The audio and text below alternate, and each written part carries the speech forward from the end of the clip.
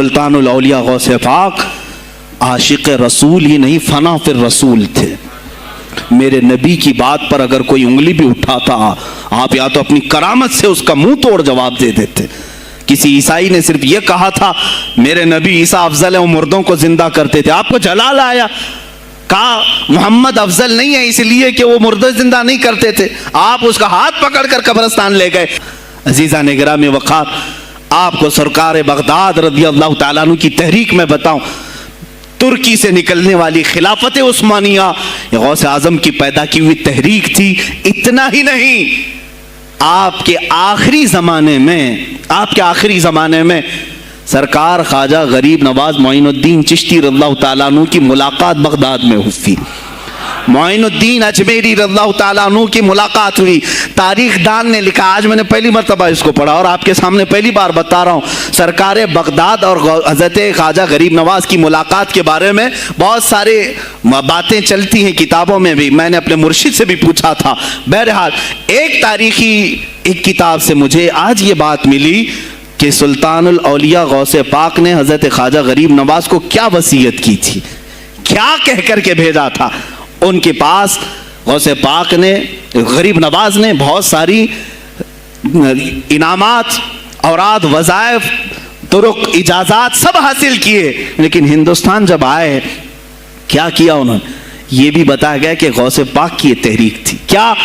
سلطان الہند سرکار غریب نواز نے شہاب الدین غوری کو بلا کر کے ہندوستان میں پرچم اسلام لہرانے کا حکم دیا تھا. یہ تحریک بھی سرکار غریب نواز نے لائی تھی بغداد کے ولی کامل سے. تم کیا سمجھتے ہو یہ اولیاء خالی مسلح لے کر کے گھومتے تھے؟ یا اولیاء اکرام صرف گدی نشین تھے؟ نہیں میرے عزیزو، یہ حکومت وقت کو آنکھ میں آنکھیں ڈال کر بات کرتے تھے اور پھر نظام مصطفیٰ کی بات للکار کر کے کرتے تھے. آج کے زمانے میں کچھ لوگوں نے اولیاء کو ایسا پیش کیا ہے جیسے وہ درویش ہے، بس جنگل میں رہتے تھے اور کچھ نہیں. نہیں میرے عزیزو، وہ اللہ کے شیر تھے، اللہ کے شیر تھے. اسی لیے تو اقبال نے کہا ہے اللہ کے شیروں کو آتی نہیں روباہی.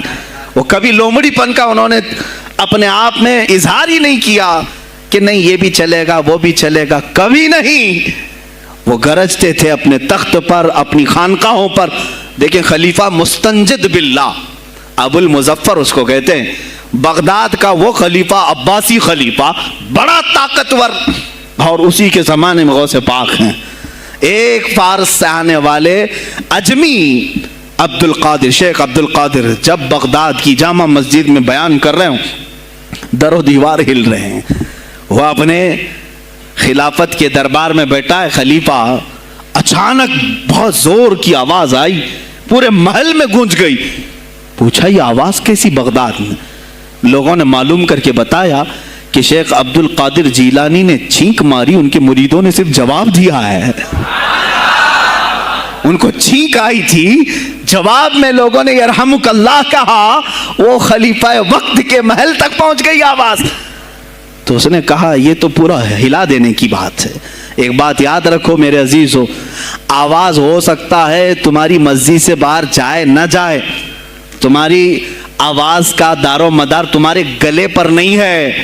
ایک بار تم پکارو گے، پہنچانا میرے مولا کا کام ہے. اب ہماری آواز کہاں کہاں تک پہنچتی ہے، کس کے ٹائر پھٹتے ہیں، یہ سب بات کی بات ہے. تم پکار کر کے تو دیکھو اللہ رب العزت کے نام پر. عزیزان گرامی وقار، مستنجد باللہ آیا اور وہی کیا جو ہر عیاش کرتا ہے.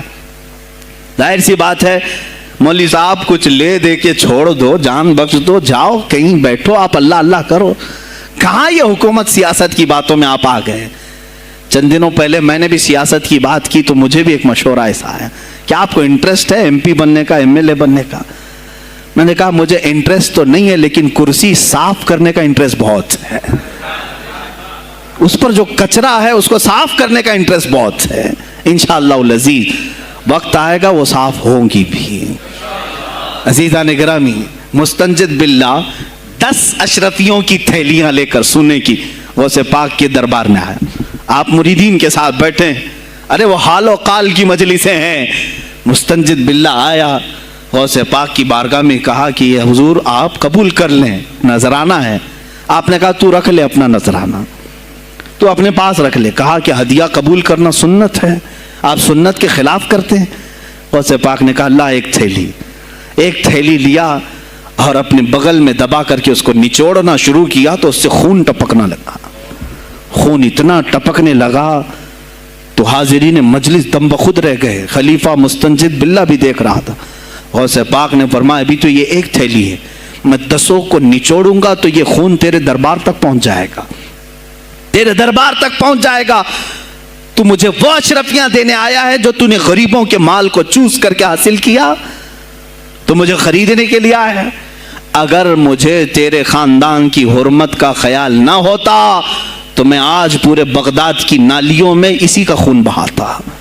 خلیفہ مستنجد باللہ بے ہوش ہو گیا, اور اس کے بعد جب ہوش آیا اس نے توبہ کیا اور آپ کے ہاتھ پر بیعت بھی کیا. اب اس کے بعد وہ خلیفہ ایسا پاک ہوا, نظر غوث جو پڑی. اب اس کے بعد دربار خلافت کے حالات کیا ہو گئے سنیں. میں آج سیاست پر بات کر رہا ہوں. اب خلیفہ مستنجد باللہ کا دل جب صاف ہوا, 8 دن کے بعد وہ حاضر آیا. کہا سلطان الاولیاء اے شیخ عبد القادر جیلانی, آپ حکم فرمائیں کہاں کس طرح کا گورنر رکھنا چاہیے, گورنر کس طرح کا ہونا چاہیے. آپ نے غوث پاک نے اپنے خلفاء کو حکم دیا کہ لسٹ بنائی جائے, اسلامی سلطنت میں گورنر کون ہوگا. لسٹ بنی. کہا وہ ہوگا جس کی تہجد قضا نہیں ہوتی, وہ گورنری پر آئے گا جو سنت رسول کو ہلکا نہیں سمجھتا ہوگا, وہ گورنری پر آئے گا جس کی نمازیں کوئی قضا باقی نہ رہی ہوں, اس لیے کہ جو اللہ کا قرضہ باقی رکھے گا وہ لوگوں کا بھی مال کھا جائے گا. آپ نے لکھایا نام, خلیفہ مستنجد باللہ نے آپ کے اشارے پر گورنر پورے تبدیل کر دیے. ہر جگہ پر ایسے لوگوں کو رکھا جو سرکار غوث پاک کے یا تو مرید تھے یا خلیفہ تھے یا شاگرد تھے, اور ان کے دلوں میں اللہ کا خوف تھا, اور وہ پورے بغداد اور آس پاس کی سلطنتوں کو سنبھالے ہوئے تھے. ایک وقت ایسا آیا کہ وہی چند سال پہلے جو بغداد نشے میں ڈوبا ہوا تھا, 10 سالوں کے بعد لوگ کہنے لگے کہ آج بغداد ایسا لگ رہا ہے جیسے عمر بن خطاب کا زمانہ آ گیا ہو, عمر بن خطاب کا زمانہ آیا ہو. تم نے تو غوث پاک کی 11ویں کھائی ہے نا, اصلاح حکومت ان سے نہیں سیکھا. وہ آئے تھے نظام تبدیل کرنے کے لیے. آج میں علماء سے بھی یہی کہوں گا, تم حق بات تو پہنچاؤ قوم تک. آج حالات ایسے ہیں میرے عزیزوں, ڈر اور خوف ان کے سینوں پر طاری ہوا. کس بات سے ڈرتے ہو؟ کیا تم نے اللہ کی ذات پر ایمان نہیں لائے؟ یہ نہیں کہتے ہو موت و حیات اللہ کے ہاتھ ہے, رزق اللہ کے ہاتھ ہے, پھر ڈرتے حکومت وقت سے کیوں؟ مجھے ابھی چند دنوں پہلے ایک میسج یہ بھی آیا تھا کہ حضرت آپ تو پاکستان کے علامہ خادم حسین کی تعزیت پر بیان کر رہے ہو, آپ دیکھ نہیں رہے یہاں کا ماحول کیسا ہے. عزیزان گرامی, اس دن مجھے افسوس اس بات پر ہوا, سوال پر, ہائے افسوس, اس قدر تمہارے ضمیر مردہ ہو گئے, اس قدر تم بزدل ہو گئے. لاکھوں لوگوں کے دلوں میں شمع عشق مصطفیٰ جگانے والے پر تمہاری زبان بند ہے, تمہاری زبان بند ہے. میں نے صرف ایک جملہ کہا, کوئی فرق نہیں پڑتا, میں اس ملک میں رہ رہا ہوں جہاں کا پرائم منسٹر ایک سور خبیث فرانس کے صدر کے لیے ٹویٹ کر سکتا ہے, تو میں پڑوسی ملک کی کسی عاشق رسول کی تعزیت کیوں نہیں کر سکتا؟ کیوں نہیں تعزیت کر سکتا؟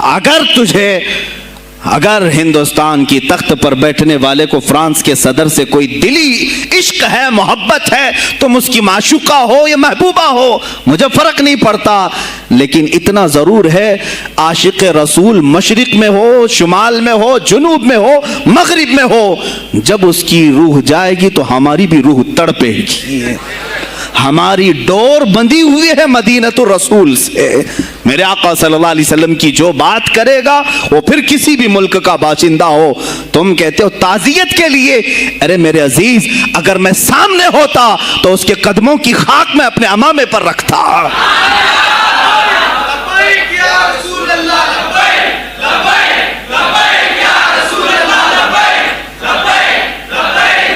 عزیزان گرامی وقار، یہ بہت خاموشی ہم نے اختیار کی، بہت خاموشی، کوئی بات نہیں. تم دیکھو گے حالات خراب ہونے کی جو شکایات آج کر رہے ہیں علماء، تم سب کے سب جاؤ گے. مجھے ابھی بچوں نے بتایا کوئی کانگریس کے لیڈر کا انتقال ہو گیا تو پیر صاحب تعزیت کے لیے باہر کھڑے ہو گئے، باہر آ گئے. ہم ان کی تعزیت کرتے ہیں. ڈوب مرو چلو بھر پانی میں، تمہاری گدی پہ ہی مر جاؤ. تمہاری زبانوں پر جب عاشق رسول کے لیے تعزیت کے الفاظ آنے میں ہچکچاہٹ آتی ہے، کون سا عشق رسول، کون سا کلمہ تم نے پڑھا ہے؟ غوث پاک کی اگر تمہارے اندر ذرا برابر بھی نسبت ہے تو میں کہوں گا میرے عزیزو، سلطان الاولیاء غوث پاک عاشق رسول ہی نہیں، فنا فی الرسول تھے. میرے نبی کی بات پر اگر کوئی انگلی بھی اٹھاتا، آپ یا تو اپنی کرامت سے اس کا منہ توڑ جواب دے دیتے. کسی عیسائی نے صرف یہ کہا تھا میرے نبی عیسیٰ افضل ہے، وہ مردوں کو زندہ کرتے تھے. آپ کو جلال آیا، کہا محمد افضل نہیں ہے اس لیے کہ وہ مردے زندہ نہیں کرتے تھے. آپ اس کا ہاتھ پکڑ کر قبرستان لے گئے. میرے نبی پر بات کرتا ہے، میں تجھے زندہ کر کے دکھاتا ہوں. اپنی کرامت سے مردے کو زندہ کر کے دکھایا. اب بول کون افضل ہے، عیسیٰ افضل ہے کہ میں افضل ہوں؟ تو نے تو عیسیٰ علیہ السلام کو مردے زندہ کرتے دیکھا تو نہیں، لیکن عبد القادر کو سامنے دیکھا. غوث پاک نے کہا میں اپنا موازنہ عیسیٰ علیہ السلام سے نہیں کرتا ہرگز، لیکن یاد رکھنا میرے نبی پر اگر زبان کھولے گا تو عبد القادر اپنے قدم سے اس کو جواب دے گا. وہ جواب دیتے. آپ کی زندگی ناموس رسالت کی حفاظت کے لیے گزری ہے. سلطان الاولیاء غوث پاک رضی اللہ تعالیٰ عنہ کی بارگاہ میں جب ایک سوال آیا کہ لوگ کہتے ہیں نبی ہر جگہ کیسے حاضر ہو سکتے ہیں، آپ نے خود کر کے دکھا دیا. کوئی صاحب آئے، کہا ہمارے گھر دعوت ہے آپ تشریف لائیں. کہا ٹھیک ہے آتا ہوں. تھوڑی دیر بعد دوسرے آئے، کہا ہمارے گھر دعوت آپ آئیں. سیم ٹائم پہ کئی 70 لوگ آئے، سب کی دعوت قبول کی. دوسرے دن شام میں لوگ آ کر کے فخر کر رہے ہیں آج میرے گھر شیخ عبد القادر جیلانی آئے تھے. دوسرا کہہ رہا نہیں میرے گھر آئے تھے. تیسرا کہہ رہا میرے گھر آئے تھے. ایک وقت میں سب گھروں پر کیسے؟ سبوں نے کہا انہیں سے پوچھتے ہیں وہ کہاں گئے تھے. جب لوگ آئے تو سننے میں یہ آتا ہے کہ آپ ایک درخت کے نیچے بیٹھے تھے. لوگ سوال کرنے کے لیے آئے، سب آپس میں کہہ رہے ہیں ہمارے گھر آئے تھے، ہمارے. آپ بتائیں کیا کس کے گھر گئے تھے؟ تو انہوں نے کہا درخت کے اوپر دیکھو. تو لوگوں نے درخت کے اوپر نگاہ ڈالی تو دیکھا ہر پتے پر شکل عبد القادر نظر آ رہی ہیں. فرماتے ہیں اللہ نے عبد القادر کو یہ اتنی قدرت دی ہے کہ بیک وقت وہ کئی جگہوں پر حاضر ہو سکتا ہے. تو جب ایک غلام رسول کو اللہ نے یہ طاقت دی تو رسول مختار کو کتنی طاقت دی ہوگی. انہوں نے ناموس رسالت کو واضح کیا ہے میرے عزیزو. اولیاء کاملین اسی لیے آتے ہیں، وہ نبی کا پرتو بن کر کے آتے ہیں، اور آج ان کے نام کی 11ویں کھا کر کے موٹے ہو رہے ہیں، بس اور کچھ نہیں. اور لوگ یہ سمجھتے ہیں نفس کو موٹا کر کے تم اپنی زبانوں میں گھی لگا چکے ہو، بولو گے تو پکڑے جاؤ گے، بولو گے تو تمہارے اوپر کیس ہو جائے گا. ہو نہیں تو میرے عزیزو آج تو حالات ایسے ہیں. میں رو پڑا کل جب مجھے یہ رپورٹ ملی کہ صرف ہندوستان کی سوشل میڈیا پر 25,000 پوسٹ میرے نبی کی شان میں گالیاں دی گئی ہیں. 25,000 لوگوں نے گستاخی کی ہے. تم بھی تو رات بھر انٹرنیٹ چلاتے ہو، پورا کا پورا وقت اپنے موبائل میں صرف کرتے ہو. جانا ہے تمہیں بھی میرے آقا کی بارگاہ میں. یاد رکھنا حضور پاک صلی اللہ تعالیٰ علیہ وسلم کے دربار میں جانے والے ہو اور تمہارا کوئی عذر قبول نہیں کیا جائے گا. حضرت سعد بن ربیع کی وہ بات مجھے یاد آتی ہے. جنگ احد میں حضور کی حفاظت کے لیے لڑتے لڑتے میدان میں ایسے آ گئے تھے کافروں کے کہ آپ کے گوشت کے ٹکڑے اڑ رہے تھے، جسم کے گوشت کے ٹکڑے اڑ رہے تھے. میرے آقا دیکھ رہے تھے.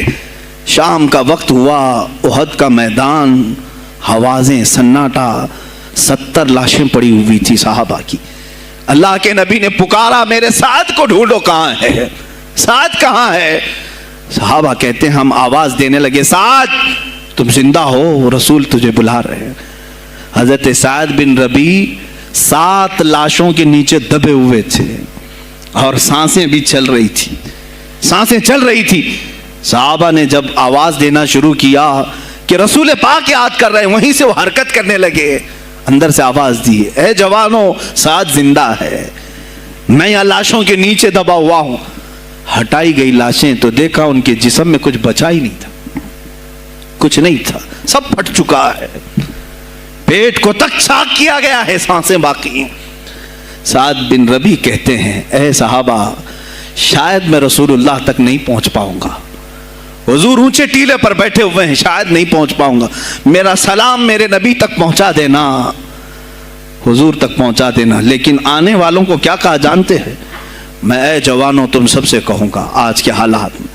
साद इब्न अबी रबी कहते हैं, ऐ सहाबा, मैं तो जा रहा हूं, मेरी आखिरी सांसें हैं, लेकिन अगर तुम्हारी आंखें चमकती रही, तुम्हारे जिस्मों में जान बाकी रही, और मेरे नबी पर अगर किसी ने उंगली उठाई और गाली दी, मैं क़यामत के दिन उसे नहीं छोड़ूंगा। और याद रखना, अल्लाह की बारगाह में तुम्हारा कोई उज़्र कबूल नहीं किया जाएगा अगर तुम्हारे जीते जी तुम्हारे नबी की जात पर किसी ने कीचड़ उछाला। हजरत साद रबी इतना कह करके इंतकाल हो गए, वो हुजूर तक पहुंचाए भी नहीं जा सके। ऐ मेरे अजीजों, ऐ जवानों, तुम क्या समझते हो कि तुम दुनिया से इसी तरह निकल जाओगे? कुरान में भी अल्लाह ने कहा, अम हसिबतुम अन तदखुलुल जन्नत, तुम ये सोच करके बैठे हो कि हम जन्नत में चले जाएंगे। पीर साहब का दामन पकड़ लिया है, मुझे तो जाना ही है, जन्नत में पीर बख्शवा देंगे हमें। तुम बरस में एक मर्तबा 11वीं करके और फातिहा नियाज करके समझते हो इस्लाम का हक अदा कर दिया। यहां तुम्हारे नबी की अजमत पर रोज बरोज हमले हो रहे हैं। आज कुफ्र खुल करके आया है सामने, नहीं देखते आप? कुफ्र खुल करके सामने आया है तासुब के साथ। हर शहर में जाते हुए गुंडे ललकार रहे हैं इस्लाम के खिलाफ हमारे मुल्क में। अगर मैं खुल करके आया तो मेरा क्या जुर्म है इसमें, मेरा क्या कसूर है इसमें? क्या आप भी मैं ना बोलूं? हाँ, आज तुम्हारे पास ताकत है, पावर है, जो कुछ भी हसर और रसूख है, इससे ज्यादा क्या करोगे कि तुम मुझे जेल में बंद कर दोगे? मैं कल की तफसीर में भी यही कहा। एक मौलाना साहब ने कहा, क्या आप इतना बोल रहे हैं, आप पर ऐसे एक्ट लगाए जाएंगे कि जिंदगी भर आपकी जमानत ही नहीं होगी। आप पर ऐसे कानून लगाए जाएंगे कि आपकी जिंदगी भर जमानत ही नहीं होगी। मेरा दिल ये कहता है, ऐ लोगों, इस तरह जी कर फायदा भी क्या? ऐसी आज़ादी किस काम की जिसमें रोज उठते साथ मेरे नबी की शान में गुस्ताखियां हम सुन रहे हो और हुजूर को कोसा जा रहा हो, हम खाते पीते घूम रहे हो। इससे बेहतर है कि जेल की कोठरी में हम जिंदगी गुजार लें, कल बारगाह मुस्तफ़ा में उठने वाला चेहरा तो रहे हमारे पास। अगर अल्लाह के नबी सल्लल्लाहु अलैहि वसल्लम ने सवाल कर लिया पकड़ करके कि तेरे जिंदगी में, तेरी जवानी में मुझ पर तो लोग रंगीला रसूल कह रहे थे, तू क्या कह रहा था? तू क्या कह रहा था उस जमाने? तुम क्या कहोगे? ऐ अल्लाह के नबी, मैं मजदूर था, मैं कुछ नहीं कर सकता था, मैं गरीब था, काम काज करता था, मैं कुछ नहीं कर सकता था। याद रखो, उस वक्त मेरे आका तुम्हारे सामने बिलाल हबशी को लाकर खड़ा कर देंगे। ये क्या था बिलाल? ये तो गुलाम था, इसकी पीठ पर सिल रख करके पीठ गला दी जाती, तब भी अपनी जुबान पर मेरा नाम लेना नहीं छोड़ता था। तुम कौन सी मजदूरी की शिकायत ले जाओगे? बहाना करोगे अल्लाह की बारगाह में, रसूल की बारगाह में बहाना करोगे? ऐ गिरोह उलमा, तुमको अल्लाह ने मिंबर दिए हैं खिताबत के लिए, अल्लाह ने अपने रसूल का मिंबर तुम्हें दिया है, इसलिए नहीं कि तुम हुकूमत की खुशामदी करो, तुम अपने वक्त के तागूती कुव्वतों की खुशामदी करो, इसलिए नहीं, बल्कि आज तुमसे कौम मुसाफा करके हाथ चूमती है सिर्फ इसलिए कि तुम्हारी जुबान पर नामे मुस्तफा है। आज उलमा की जो इज्जत है सिर्फ इसलिए, तुम्हारी पगड़ियां, तुम्हारे जुब्बे देख करके कौम इज्जत नहीं करती, सिर्फ इसलिए इनके दिलों में तुम मचलते हो कि तुम मुस्तफा करीम की बातें करते हो। उलमा को जानना चाहिए कि तुम्हारी इज्जत नबी से वाबस्ता है। आबरूए माज़ा नामे मुस्तफा अस्त, हमारी आबरू, इकबाल ने कहा था, हमारी आबरू नामे मुस्तफा से वाबस्ता है। अगर उसी नाम को किसी ने छेड़ा तो फिर हमारा जी कर मतलब क्या है? हम किस काम के? मैं एक मिसाल से समझाता हूं। मस्जिद है, दीवार के पेंट को अगर किसी ने खुरच लिया तो हो सकता है माफ कर दें, हम उसको छोड़ दें। किसी ने लकीर निकाल दी दीवार पर, हम छोड़ दें उसको। लेकिन मियां वो हमारे सामने आकर पिल्लर हिलाने लग गया और मस्जिद का ये पिल्लर तोड़ने लग गया, खामोश बैठोगे? और अगर तुम खामोश बैठे तो इसका अंजाम क्या होगा? उसने पिल्लर हिलाया, تو صرف پلر نہیں ٹوٹے گا، یہ چھت پورا سب کے اوپر گرے گا۔ آج ظالم کفار پورے تمہاری جڑ کو ہلا رہے میرے نبی کی ذات کو، سیدھے مصطفیٰ کریم کی ذات کو ہلا رہے ہیں۔ اللہ کے حبیب صلی اللہ تعالی علیہ وسلم کی ناموس کو ہلکے میں مت لینا میرے عزیزو، لاکھوں جانیں جاتی ہیں جائیں اسلام پر، حضور اکرم صلی اللہ تعالی علیہ وسلم کی ذات کو ہلکے میں مت لینا۔ اور اگر انہوں نے ہلانا شروع کیا ہے اگر حضور کی ذات پر، حیرت ہو رہی، 25,000 پوسٹ تم میں سے کس نے کمپلینٹ کی ہے؟ سائبر کرائم کو کمپلینٹ کر سکتے تھے، ہمارے جذبات کو ٹھیس پہنچا ہے۔ ہم آزاد ملک میں رہ رہے ہیں، میرے نبی سے چھیڑ چھاڑ کیوں ہو رہی ہے؟ کسی نے آواز اٹھائی؟ کچھ ہیں اللہ ماشاءاللہ، کچھ علماء، کچھ وکلا اس کے پیچھے لگے ہوئے ہیں، لیکن میرے عزیزو ہر مسلمان کا یہ حق ہے، تمہاری نسبت رسول پاک سے ہے۔ اب انہوں نے ہلانا شروع کیا تو انتظار کرو، جس دن یہ چھت گرے گی عذاب بن کر سب پیچھے جائیں گے، سب اس میں گرفتار ہوں گے انشاءاللہ العزیز۔ ہم مہم چھیڑیں گے، ہم مہم چھیڑیں گے اس بات کی، اگر آج تم کثرت میں ہو تو اس کا کیا مطلب جو چاہے تم کر لو گے؟ ہم اتنے گئے گزرے تو نہیں ہیں کہ ہمارے نبی کے اوپر بھی تم چلے جاؤ۔ ہاں ہمیں رون دیا، ہمیں مار دیا، ہمیں قتل کر دیا، سب برداشت کر لیا، لیکن اب اس سے آگے نہیں برداشت کریں گے انشاءاللہ العزیز۔ میں آواز دیتا ہوں اسی منبر سے، اے گروہ علماء، اے جماعت صوفیہ، اے خانقاہ کے گدی نشینوں، باہر آؤ، آؤ حکومت وقت سے ایک مطالبہ یہ کرو، اے حکومت وقت کے تخت پر بیٹھنے والوں، ہمارے ہند میں پارلیمنٹ میں بھی ایسا قانون پاس کرو کہ کوئی میرے نبی کی ذات پر بھونکے تو اسے موت کی سزا ہو جائے۔ ہم یہ چاہتے ہیں، اگر اس قانون کو تمہیں لانے میں کچھ زندگیوں کی ضرورت ہے تو یہ فقیر حاضر ہے اور میرے ساتھ بھی کچھ تمہارے لیے حاضر ہوں گے، لے لو ہماری جانیں اور ایک قانون ایسا بنا دو تاکہ قیامت تک پھر یہاں پر کوئی نہ بھونکے میرے نبی کی ذات پر۔ تم قانون صرف میرے نبی کے لیے نہیں، تم اپنے دیوی دیوتاؤں کے لیے بناؤ، شانتی سے رہو۔ ہم نے کبھی تمہارے خلاف بھونکا نہیں ہے، ہم نے کبھی دیوی دیوتاؤں کو چھیڑا نہیں ہے، اس لیے کہ اسلام اس کی اجازت نہیں دیتا، ہم گالی نہیں دیتے، ہم اسلام کی حقانیت سے بیان کرتے ہیں، لیکن خاموش رہنے کی یہ سزا ہمیں دی جا رہی ہے کہ ہمیں گالیاں دیتے دیتے یہ اب ہمارے نبی تک پہنچ گئے، ہماری ماں عائشہ صدیقہ تک پہنچ گئے، اور ہمارے تمام اکابرین اسلاف تک پہنچ گئے، اور 25 کروڑ کی تعداد میں خاموشی یہ اچھی نہیں ہے میرے عزیزو، اچھی نہیں ہے۔ آج افسوس اسی بات کا ہے جن کو اللہ تعالیٰ نے اپنے نبی کی نیابت عطا کی ہے، وہ نائب رسول ہیں یا کسی خانقاہ کے گد نشین ہیں، تم یہ مت سمجھ لینا کہ تمہارے آبا و اجداد کمال کے تھے، بزرگان دین تھے، تم چھوٹے جاؤ گے، نہیں، سوال تو ہوگا، تمہیں سوال ہوگا، مجھ سے بھی ہوگا، میں یہ نہیں کہہ رہا ہوں کہ میں کوئی الگ ہوں، سوال ہوگا۔ آؤ سر جوڑ کر کے ہم اس سلسلے میں کوشش کریں۔ غوث پاک رضی اللہ تعالیٰ عنہ کا یہی میسج تھا، ہندوستان میں شہاب الدین غوری نے جو پرچم اسلام لہرایا وہ آج تک اس کی دین ہے کہ مسلمان زندہ ہیں، یہاں مسلمان باقی ہیں۔ پوری دنیا میں نظام کو صحیح کرنے کے لیے آواز اٹھانا یہ بھی اولیاء کاملین کی بات ہے، ان کی صفات ہیں۔ صرف اپنی خانقاہ میں اللہ اللہ اور ذکر کرانا ہی ان کا کام نہیں تھا، وہ دلوں کو تو دھلتے ہی تھے، لیکن جو نظام سنبھال رہا ہوتا اس کی باغ ڈور کو بھی دھلتے تھے، اس کی بھی صفائی کرتے تھے۔ تو اللہ کا ڈر رکھنے والا کرسیوں پر آئے، جو کسی کا خون چوسنے والا نہ آئے۔ عزیزان گرامی وقار، اپنے سیاسی شعور کو بھی بیدار کرو، سیاست کو سمجھو، تم کب تک استعمال ہوتے رہو گے؟ اب اس میں علماء کو بھی آنا چاہیے کہ ان کے سیاسی شعور کو بیدار کرے۔ تمہارے ساتھ آج جو کھیل کھیلا جا رہا ہے، تم ہر ایک کی جے وجے کرتے ہوئے ہر پارٹی کے پیچھے جاتے ہو، تم نے آج تک اپنا قائد نہیں ڈھونڈا، اپنا قائد نہیں ڈھونڈا۔ اور ان کو دیکھو، وہ کہتے ہیں کہ اگر پیٹرول 200 لیٹر بھی ہو جائے تو ہمارے قائد تو یہی ہیں، اس لیے کہ ہمارا ہم مذہب ہے، وہ ہمارے مذہب کی بات کرتا ہے۔ تمہارا کون ہے میرے عزیز؟ تم کسی پر متفق نہیں ہوتے، اور جو تمہارے لیڈر ہیں وہ کسی اور کے پلو میں چھپے ہوئے ہیں، ہاں کسی اور کی گود میں بیٹھے ہوئے ہیں۔ جا جا کر کے یہ سارے مسلمانوں کو کسی اور کے ہاں بیچ کر کے آتے ہیں. یہ سیاسی شعور بیدار کرو. مجھے معلوم ہے میری یہ باتوں کا سب سے زیادہ ایکشن کون لے گا, مجھے معلوم ہے. سب سے زیادہ کس کو کھلبلی مچے گی وہ بھی مجھے معلوم ہے.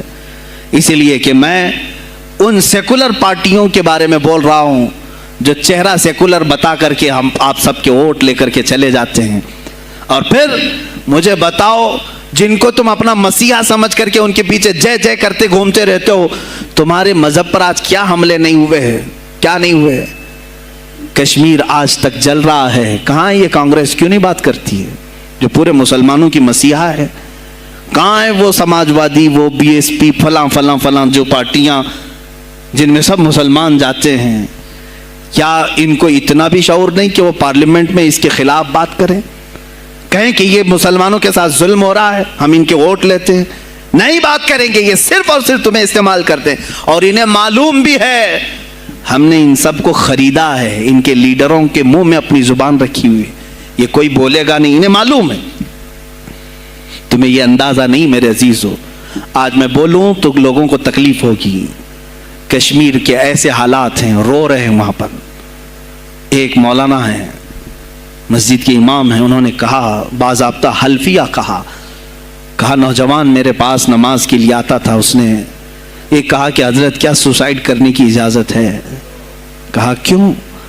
کہا میرے گھر میں کچھ لوگ داخل ہوئے, میں ان کا نام ذکر نہیں کر رہا ہوں, کچھ لوگ داخل ہوئے, مجھے ہاتھ باندھ کر کے کھڑا کیا, میری ماں اور میری بہن کو ننگا کیا, میرے سامنے کپڑے اتارے اور ان کی عزت لوٹی, اور اس کے بعد مجھے ہاتھ کھول کر کے چھوڑ دیا. مجھے بتائیں اس کے بعد بھی جینے کا کوئی مقصد رہتا ہے؟ مجھے بتائیں اس کے بعد بھی جینے کا کوئی حاصل ہے؟ یہ سب تمہارے ساتھ بھی ہوگا. جہاں میجورٹی ان کی مسلمانوں کی تھی وہاں یہ ننگا ناچ کر کے دکھایا ہے, تو یہاں تو تم بہت قلت میں ہو. تمہارے ساتھ بہت کچھ ہو سکتے ہیں, اب بھی اگر خاموش رہے. اسی لیے میں بار بار کہتا ہوں, اٹھو وہ گھر نہ حشر نہ ہوگا پھر کبھی, دوڑو کہ زمانہ چال اپنی چل گیا. تم اپنی سیاست کو منتخب کرو, تم اپنی قیادت کو منتخب کرو, اور اگر ابھی بھی سیاسی لاشعوری کی زندگی گزارتے رہو گے, لقمے بنتے چلے جاؤ گے, یہ کھاتے چلے جائیں گے. بات میں سلطان الاولیاء غوث پاک کی کر رہا تھا, لیکن مجھے یہ حالات پر گفتگو ضرور کرنی ہے, اس لیے کہ مجھے معلوم نہیں ہے کہ میری زبان پر کب تالے لگائے جائیں گے یا میری گردن پر کب چھری پھیری جائے گی, مجھے اس کا اندازہ نہیں. لیکن اے مسلمانوں, تم میری ذات سے الجھتے ہو تو الجھ جاؤ, مجھے اگر بلیم کرتے ہو, تانے مارتے ہو تو مار لو. چند دنوں کی بات ہے, جب تک میری سانسیں چل رہی ہیں تب تک مجھے گالیاں دو گے, لیکن جس دن میں بھی دنیا سے جاؤں گا اس دن تم ہماری باتیں یاد رکھو گے, اس دن یاد کرو گے. مجھے اپنے بچوں کو یہی بتانا ہے کہ اب وہ دور آیا ہے جہاں ممبروں سے بھی بولنے میں اب گھبراہٹ ہے. لوگ اپنے خوف کے مارے ایسے ہیں کہ اپنی روزی روٹی کے چکر میں میرے مصطفیٰ کی گالیاں سننا برداشت کر رہے ہیں. دیتا ہے دینے دو نا, ہمارا کیا بگڑتا ہے. اس پوزیشن میں تم آئے ہو آج, تمہارا امام جب اتنا بزدل ہے تو تمہارے دلوں میں کون سا ایمان باقی رہ جائے گا. اس لیے شعور پیدا کرو. اگر اولیاء کی نسبت تمہارے دل میں ذرا برابر بھی باقی ہے تو اٹھو میرے عزیزو. آپ قیامت کے دن جواب دہ ہوں گے میرے نبی صلی اللہ تعالیٰ علیہ وسلم کی عظمت پر. آج جو حملے ہو رہے ہیں یہ ہماری زندگی کا سب سے بڑا ایشو ہے. آج مطالبے کرو, مانگو تو کس چیز کو مانگو؟ بس یہ ہے کہ میری نبی کی عزت سلامت رہے, مجھے دنیا میں اور کچھ نہیں چاہیے. اتنا مطالبہ تو کر سکتے ہو, اتنا مطالبہ کرو, اور پھر دیکھو میرے مصطفیٰ کی طرف سے انعام کیا ملے گا, اللہ کی طرف سے انعام کیا ملے گا. ارے وہ مرد قلندر جو پاکستان میں ابھی شہید ہوا, کس بات کا اعلان کرتا تھا, کس کو پکارتا تھا, کس کو للکارتا تھا؟ صرف یہی تو بات کرتا تھا کہ تاجدار ختم نبوت, اور میدان میں معذوری کے ساتھ بھی آ کر کہتا تھا لبیک یا رسول اللہ, اے اللہ کے رسول میں حاضر ہوں, اپنی جان لے کر آیا ہوں. اور تم یاد رکھنا, تمہاری ٹانگیں تو سلامت ہے, کل بروز قیامت ہو سکتا ہے تمہارا سامنا اس خادم حسین سے ہو, تمہاری ٹانگیں دیکھ کر کے پوچھی جائیں گی. معذور ہونے کے بعد جب کوئی میدان میں میرے نبی کی عظمت پر پہرا دینے کے لیے آ سکتا ہے تو تم نے اپنی ٹانگیں کس کام کے لیے رکھی تھی؟ میرے عزیزوں، میں نے جتنی طاقت مجھے اللہ نے دی میں بول رہا ہوں، اب اس کے بعد کا محاذ تمہیں سنبھالنا ہے، آگے کی ہماری فکروں کو تمہیں لے جانا ہے۔ شاید اس زمانے میں ہم جی رہے ہیں جہاں اتنی آزادی نہیں ہوگی، چھوٹی سی بات کو آج بہت بڑا بنا کر کے اسے ختم کیا جاتا ہے، لیکن مجھے اندازہ ہے اس بات کا، ہندوستان کی آزادی میں بھی میرے اکابرین میں 30,000 علماء نے اپنی جانیں دی ہیں۔ کشمیر سے لے کر دلی تک ہر درخت پر ایک عالم کی لاش لٹکی ہوئی تھی، ان کی جانیں، ان کی قربانیاں رائے گاہ نہیں گئیں۔ 70 سال سے ہم مزے لے رہے ہیں، ان کی قربانیاں ہیں یہ۔ علامہ فضل حق خیر آبادی کو انڈمان نکوبار پوری زندگی کے لیے قید کر کے ختم کر دیا گیا، مزار بھی وہیں پر ہے آج۔ تو آج مجھے اندازہ ہے اگر میں نے اس بات کی شروعات کی ہے، ہو سکتا ہے یہ جو کچھ بھی ہمارے ساتھ کریں، لیکن مجھے میرے رب ذوالجلال کی ذات پر یقین ہے۔ میں یہی کہوں گا، اے اللہ، اگر ہمارے مقدر میں شہادت ہے تو اس سے بہتر کوئی اور موت ہے نہیں۔ اے رب ذوالجلال، اس حالت میں دنیا سے اٹھا جب تو ہم سے راضی ہو۔ اگر تو نے ہمارے لیے ایک لمحے کے لیے بھی ناراضی ہے، مولا پھر ہمیں مہلت دے دے کہ تجھے راضی کر کے جائے، تجھے راضی کر کے جائے۔ میرے مصطفیٰ صلی اللہ تعالیٰ علیہ وسلم کو قبر میں ہمیں دیکھنا ہے، اس لیے ہم قبر میں جا رہے ہیں، لیکن اس حال میں دنیا سے جائیں کہ ان کی عظمت پر کچھ بول تو سکیں، ان کی ناموس پہ کچھ کر تو سکیں۔ عزیزان گرامی، سلطان الاولیاء شہنشاہ بغداد رضی اللہ تعالیٰ عنہ کی ذات پر جو ان کی کرامات ہیں، وہ ساری چیزیں پھر کبھی میں ذکر کروں گا۔ آج اسی پر میں اختتام کرتا ہوں، اسی پر جیو اور اسی پر مرو۔ انہیں جانا، انہیں مانا، نہ رکھا غیر سے کھا، للہ الحمد میں دنیا سے مسلمان گیا۔ آج لے ان کی پناہ، آج مدد مانگ ان سے، پھر نہ مانیں گے قیامت میں اگر مان گیا۔ اس لیے کہ رسول پاک صلی اللہ تعالیٰ علیہ وسلم کے سوا کوئی اس قیامت کے میدان میں تمہارا دستگیر نہیں ہے۔ جب تک وہ تیری سفارش نہ کریں، اللہ بھی تجھ سے کلام کرنے والا نہیں ہے۔ جب امام اہل سنت نے یہاں تک کہہ دیا خلیل و نجی مسیح و صفی سبھی سے کہیں نہ بنی، یہ بے خبری کی خلق پھری کہاں سے کہاں تمہارے لیے، رسول پاک ہی کے لیے تم وہاں پر بھی اٹھائے جاؤ گے۔ میں یہی میسج دے کر کے جاؤں گا جو میرے مرشد گرامی نے آخری وقت دیا تھا، زندگی یہ نہیں کسی کی کسی کے لیے، زندگی ہے نبی کی نبی کے لیے۔ نہ سمجھ مرتے ہیں زندگی کے لیے، نہ سمجھ مرتے ہیں زندگی کے لیے، جینا مرنا ہے سب کچھ نبی کے لیے۔ بلحوث سن، سیم و زر کی بندگی اچھی نہیں۔ بلحوث کہتے ہیں ہوس کا پجاری، خواہشات کا پجاری۔ میرا مرشد یہ کہہ کر گیا ہے ہمیں، بلحوث سن، سیم و زر کی بندگی اچھی نہیں، ان کے در کی بھیک اچھی، سروری اچھی نہیں، ان کے در کی بھیک اچھی، سروری اچھی نہیں۔ اور کہتے ہیں جو پیا کو بھائے اختر وہ سہانا راگ ہے، جو پیا کو بھائے اختر وہ سہانا راگ ہے، جس سے ناخوش ہو پیا وہ راگنی اچھی نہیں۔ جو میرے نبی کو نہ پسند آئے وہ بات ہی اچھی نہیں، جو میرے نبی کو نہ پسند کام ہو وہ کام ہی اچھا نہیں، جس سے ناخوش ہو پیا وہ راگنی اچھی نہیں۔ وآخر دعوانا الحمدللہ رب العالمین۔ السلام علیکم۔